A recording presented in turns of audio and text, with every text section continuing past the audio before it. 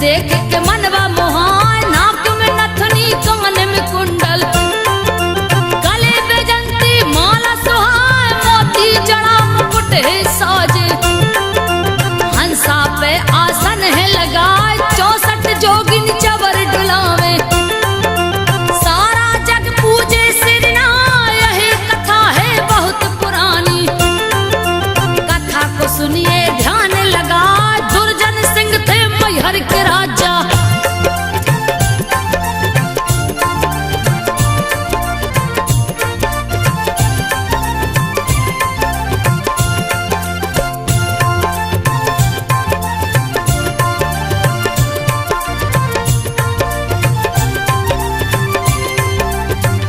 दुर्जन सिंह थे मैहर के राजा, यही इतिहास रहो बतलान, उन्हीं के राज्य में एक था ग्वाला, गैया चराने जंगल जाए, बहुत भयानक था वह जंगल, दिन में रात रहा दिखलाए, एक दिन उस ग्वाले ने देखा, गाँव बीच एक दूजा गाय, जिसका रंग सुनहरा दिखता,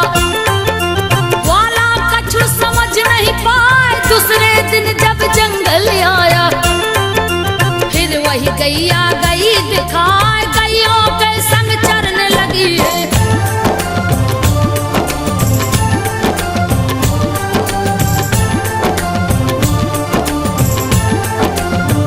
गैयों के संग चरने लगी है, ग्वाला देख विचार बनाए, पता लगा के आज रहूंगा, मालिक से इसके मिलूंगा जाए, मांगूंगा मिलके चरवाही, दूंगा सारा बात बताए, आपकी गैया रोज चराऊं, यही ग्वाला उम्मीद लगाए, शाम हुआ जब गैया चली है, ग्वाला एक टकरा हाथ दिखाए, पीछे लगा है उस गैया की, गैया पर्वत ऊपर जाए, ग्वाला उसके पीछे पीछे,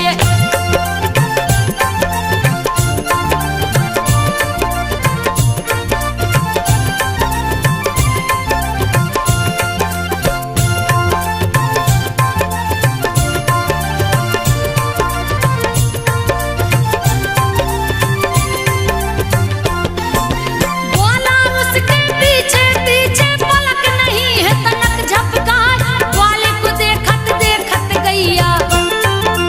गुफा के अंदर गई समा, द्वार बंद हो गया गुफा का, ग्वाला अंदर जा नहीं पाए, गुफे के द्वार पे बैठा ग्वाला, उसके समझ कछु नहीं आ, तभी खुला है द्वार गुफा का, जिससे निकली बुढ़िया माँ, लगी वो पूछने कौन हो बेटा, रहा है ग्वाला सब समझाए, आपकी गैया रोज चराऊं,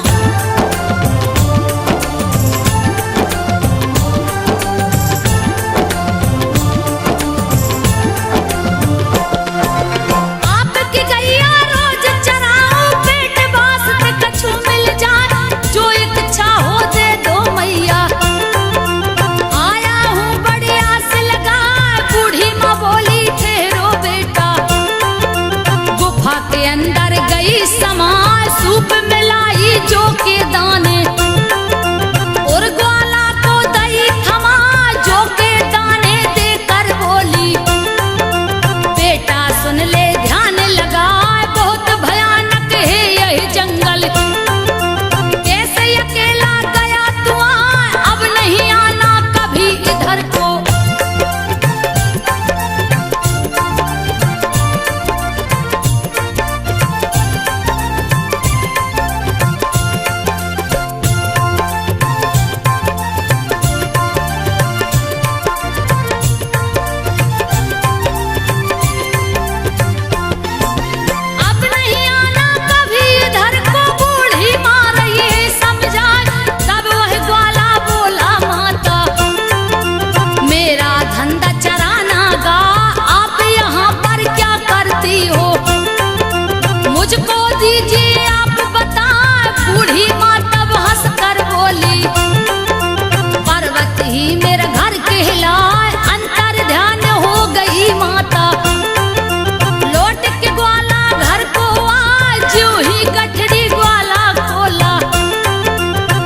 की जगह जवेरात दिखाए, हीरे मोती चमक रहे हैं।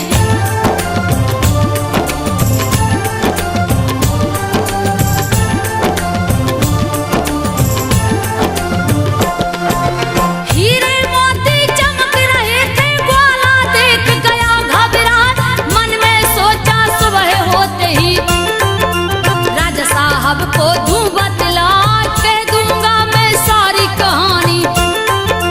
होत सुबह को ग्वाला जाए, जा पहुंचा है राजमहल में, दिया है सारा हाल सुना उस ग्वाले की सुन के कहानी। राजा महल में सोने को जाए, रात में उनको सपना आया, बुढ़िया माँ वही गई दिखा जैसे कि ग्वाला ने बतलाया।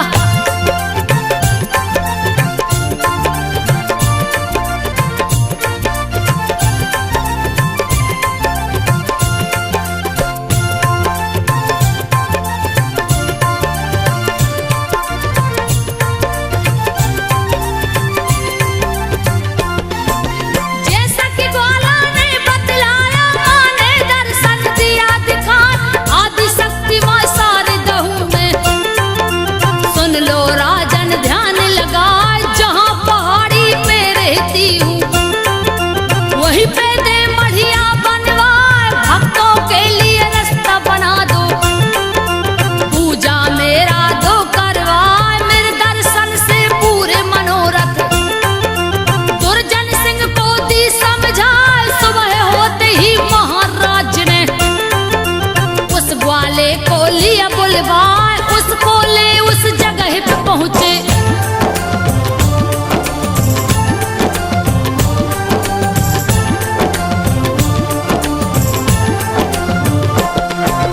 उसको ले उस जगह पे पहुंचे, जहाँ पे सिला रही दिखलाई। राजा ने जब जगह को देखा, उसका रास्ता रहे बनवाए, लगे हैं लोग बनाने रास्ता। झाड़ी पहाड़ी पेड़ कटा, बढ़िया माँ की वही बनवाया, पूजा शुरू दिए करवाए, सारे दमा के दर्शन करने। लोगों की भीड़ उमड़ती जाए, पान सुपारी ध्वजा नारियल, लाल चुनरिया रहे चढ़ाए, पर्वत ऊपर मैया विराजी।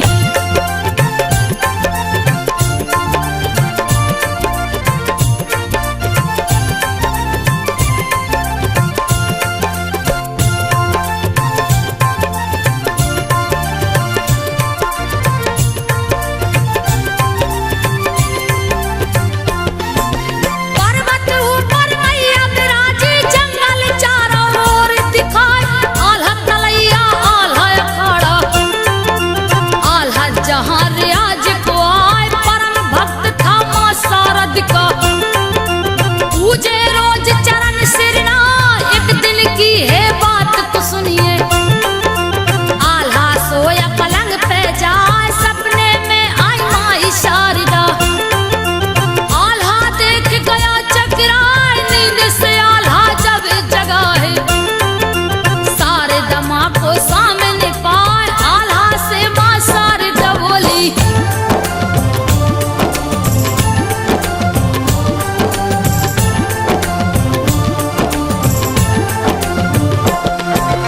आल्हा से माँ शारद बोली, नगर ढिढोरा तो पिटवाई, अमर बना दूंगी मैं उसको, जो गर्दन को काट चढ़ाए, कह के अंतर ध्यान हुई माँ। सुबह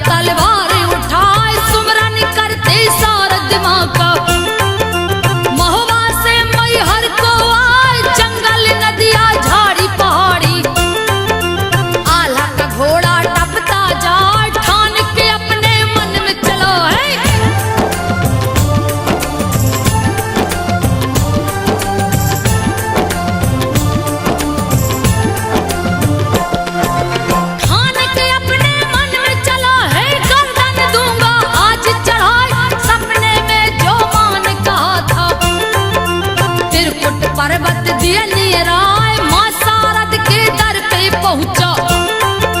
दिया चरणों में शीश झुकाए, गर्दन पे तलवार रख लिया, धड़ से शीश दिया है उड़ाए, एक हाथ में शीश पकड़ के दिया चरणों में भेंट चढ़ाए, देख आल्हा की भक्ति मैया, मन ही मन में रही मुस्कान, प्रकट हो गई शारदा माता।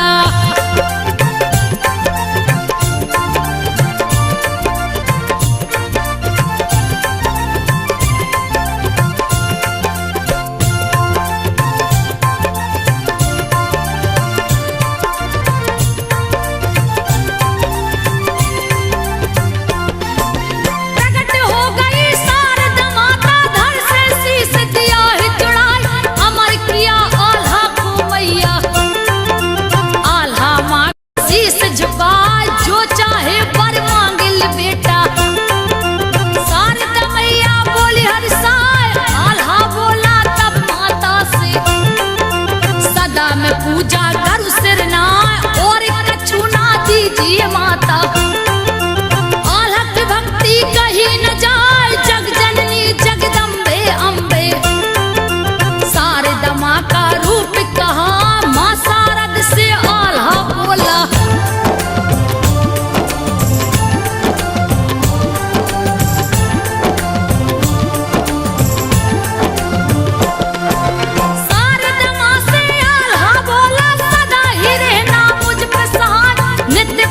मुझे दर्शन देना, तू जी कछु भी इच्छा ना, एऊ मस्तक है शारदा माता, आल्हा को वर दे कर जाए, मैया से वर पाके आल्हा, खुशी से फूले नहीं समाए, कोई रण ना आल्हा हारे, भुजा पे मैया भई सहाय, जिसका जग में नाम अमर है, जिसको कोई जीत न पाए, आज भी आल्हा दर पे आता।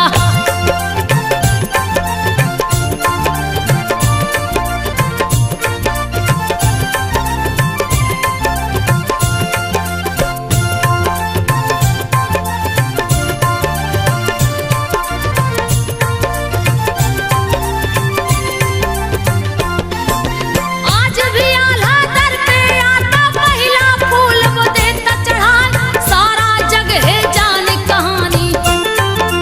शक्ति मैया देती बढ़ाए, को नहीं जानत माँ की महिमा,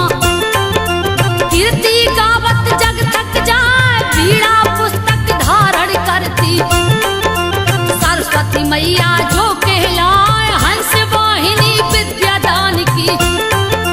ब्रह्मचारिणी तू ही कहाए, कुमारी भुवनेश्वरी माता, सारा जग पूजे सिर नाय, परम पूज्य परमेश्वरी माता।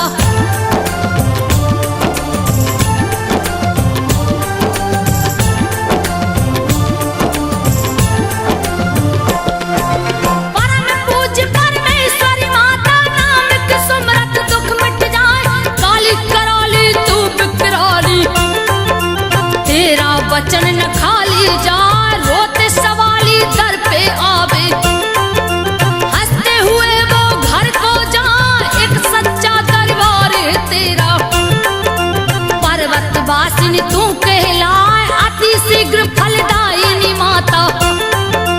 वेद पुराण रहो बतला, वह दौलत दुनिया का पाता,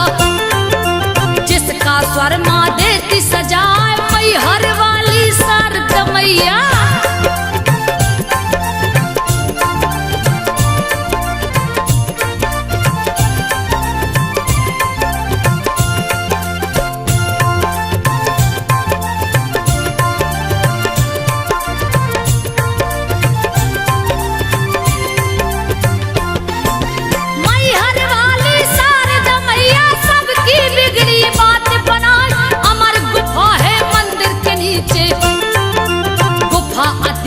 चीन दिखाए, दीप है जिसमें सदैव जलता,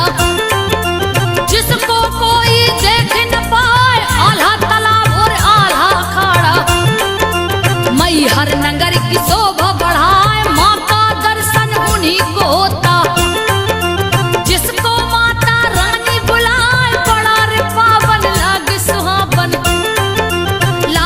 राजा है गगन लहरा, चलो रे भक्तों मैहर नगरी।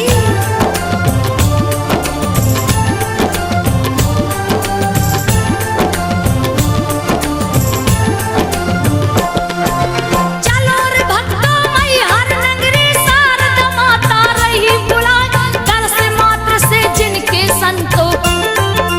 सारा जीवन सफल हो जाए। दुख हरती दुख हारिणी माता, दुख भय और है रोग मिटाए, विघ्न विनाशक शारदा मैया। मैहर वासिनी जो कहलाए, मोह मांगा वरदान है देती, सबके मन की आस पुराए। बसंत पंचमी में लगे मेला, भारी भीड़ रही दिखलाए, दर्शन देती शारदा मैया।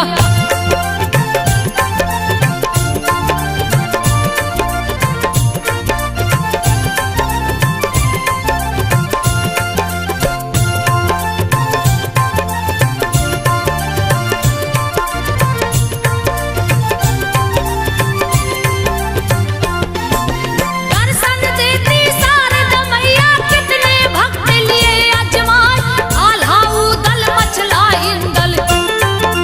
सबको मैया गई दिखाए। इसकी महिमा कौन बखाने,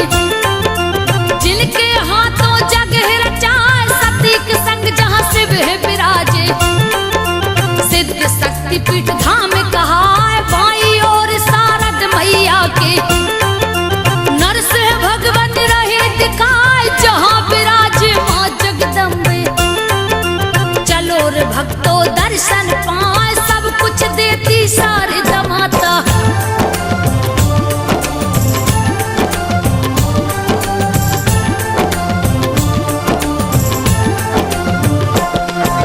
सब कुछ देती शारदा माता, कथा को सुनिए ध्यान लगाए, प्रथम सीधी पे शीश झुका के,